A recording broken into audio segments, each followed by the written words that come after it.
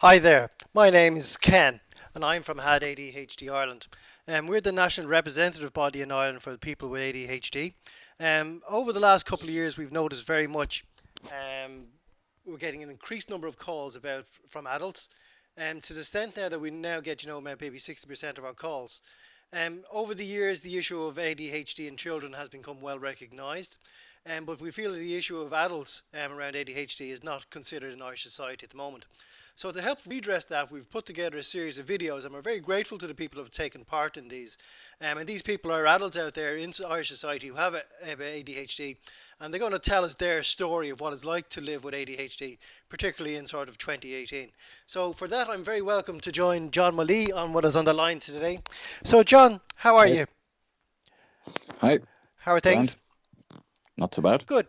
So just going back, could you tell us, um, how ADHD sort of would affect you early on in your own life, and how you came to Well, I, sup- be a child with ADHD? well, I suppose I was always considered a dreamer in school, not paying too much attention and always looking out the window and so on. And I didn't think much of it. It was just the way I was, and there was no fuss made about it or a comment really. The school reports would have been along the lines of could try harder or not doing as well as possible or these kinds of things. Um, and I didn't really have very much, how would you say, look at memorizing things, memorizing times tables or poems or so on. So I struggle a bit with that, but most other things not too bad. So when you went through Um, school, did you do academically well? Did you go to college? What happened there? I did middle of the road, and I did get a place in college, but I bailed after a few months because the maths was just completely beyond me. Um, I had trouble with the memorizing steps in procedures of solving calculus or whatever. Oh, we all have I would, that.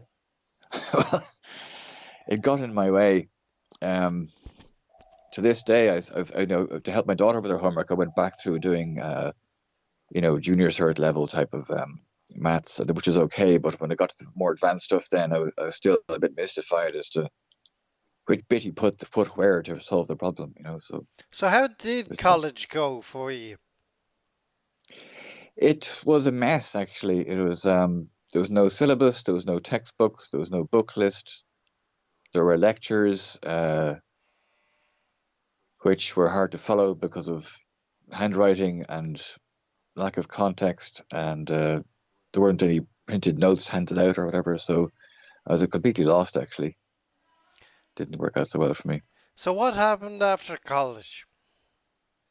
I went off abroad. I was in London. I washed dishes and shifted boxes around warehouses and that sort of thing. Uh, and eventually, when I got bored of that, I came back to Ireland and I did a computer course, which is more practical than theoretical, and got was working as a programmer for the next 25 odd years. But now I think I've gotten a bit too old for it. Why would you think that? They hire a profile of 20 somethings and with all the latest tools and skills, and there's no real retraining from older systems to new systems. They just rewrite stuff in the latest thing, and it's become very fashionable, fad driven to constantly rewriting everything all the time. Um, Versus maintaining older systems, which would have been a lot of the work I was doing before. And of course, a lot of it went abroad too. And a lot of the work that used to be done in house is now bought in as a service, and the service is provided from America or India or somewhere. So there's less of the kind of work I used to do, I suppose. Okay, are you one of the guys responsible for the 2001 bug? I didn't work on that myself, no, but I worked with plenty of guys who did. Who they caused? Uh, So how would yeah, you well, find in terms of your career and how ADHD would have affected you? I gradually found that it slowly became obvious, I suppose, that other people were busy memorizing things that to me I had to have it written down and have beside me, and I need more detail. Um, I suppose you could say that when it comes to short explanations of complex things, I need somebody to go through it several times, have it written down, rather than just be told once and expected to remember it. So it that kind of causes various problems, as you can imagine. Indeed, yeah. Just looking at the ADHD itself, when would you have got the diagnosis? I'm 49, and it was this year, just around my birthday.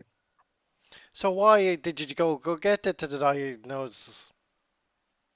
I went to see if I could get some help with a stress breakdown I had. The last bit of work I had was a couple of years ago now, and it was a very stressful environment in a big company well known for mistreating its employees. And uh, I expected myself, I mean, I've had stressful environments before, and I needed a few months to recover from such a kind of a workplace. But this time it was much harder, and it took a lot longer. And after about a year and a half, I said to myself, well, there must be some assistance I can get with this. So I went looking for what might be the trouble, and ended up getting diagnosed with autism and ADHD and general anxiety.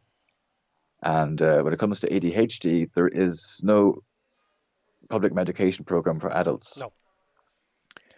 I am medicated for anxiety, which is great, but for the ADHD, it's a, how would you say, brain neurotransmitter deficiency, and it's only medicated with the likes of stimulants like Ritalin and so forth. Okay. And these are only approved for use for children and not for adults. But I've heard anecdotally that a lot of adults privately get prescribed these kinds of medicines, and they do very well on them. But I have trouble myself getting any medication for it. Okay. So have you told people about the diagnosis and how have they reacted? Not really per se. I mean, I told the job path people in the welfare, and they asked me, did I want to go on disability? And I said, no, I want to work, but I'm just not sure what kind of work I can get or Yeah. do anymore. So there's that. I want to get work, but it can't be something too stressful. Yeah. Or too demanding. It has to be something I can do successfully. So just in terms of your life and relationships and getting on one with other people, how do you think ADHD has impacted on that? I wouldn't say it really impacted me awfully much socially. Um, I certainly know a lot of people who are always gabbling on and never know when to stop and are constantly switching subjects. I mean, we all know people like that. Um, but wouldn't be as severe as many of them. But it's more been professionally the impact has been, I think. So one of the things they say about ADHD is time management. So have you found difficulties around time management, and what tips do you have to sort of get around that? Well, very much so. Time management problems. Easily distracted, going off topic, going down rabbit holes, ending up, the kind of thing where you go into the garage to get the ice cream, but the light's broken, so you try and find the ladder to fix the switch, but the ladder has a loose step, and you need to get a screwdriver out, and then 3 hours later you're welding something in the garden shed. Yeah. That kind of way. But staying on topic, yeah. I really, my time management still is very poor. I used to think it was simply a self-discipline problem, but I realize now that my brain is far more prone to being nudged off track. I did find that having a work environment where I went there, I worked, and I came home was much better than trying to work at home. I mean, here's my doing something at home workstation with the view out the window, Mm. but it's too easy to be distracted in this context, I think. So I don't have a solution. I think if I had a bit more cash, I would maybe go with one of these what do you call those, work together spaces, rent an office thing, rent a desk things. Yeah. So, Um, as I say, people will probably realise this is a live video and you can hear the phone ringing in the background. But just a question, just going back over the last number of years, you're saying you were diagnosed within the last year. So, yeah, how would you feel if you got a diagnosis when you were 10? Would you think that have made an impact or a change in your life? probably very much so. I mean, it wasn't a thing anyone had ever heard of At the back time, in the yeah. 70s. It would have been 1979. And back in those days, there was the Borstal schools. There was you know what I mean, the Magdalene laundries. If you didn't comply, you were I mean, people left school at 12 and 13 back then as Yeah. well, and worked on the farm or whatever, or got jobs in factories. But I did struggle for a lot of my life with wondering what on earth was different about me. You know, why on earth could I do this but not that, but but not this? And it certainly became very clear with, I mean, before the diagnosis, I realized I was autistic a long time ago. But it also with the ADHD diagnosis, it made clear to me that there was things that weren't down to moral or personal weaknesses. They were, in fact, neurological limitations. And I always, in my life, compared to some people, I think I pushed myself very hard.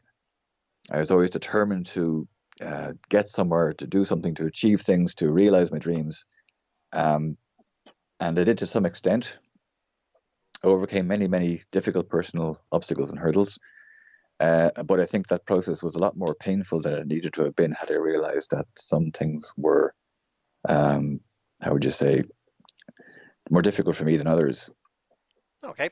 So, John, just to bring this towards a conclusion, I want to say thank you very much for your time, giving us your story and giving us it so brilliantly and telling us it so clarity. Um, we know that about 3% of adults would have ADHD in Ireland. So you're talking about Three to five over 100 to percent. 150,000 people out there. They don't have the diagnosis, and there's an awful lot more people coming through. So I mean, I'm sure your story will help, and a lot of people will identify with that story. So if people want to get more information, please share this video, write a comment in the text below, or give us a call on 018748349. So thank you very much, John. Appreciate your time. Thanks a lot. Bye bye. Okay. Bye now.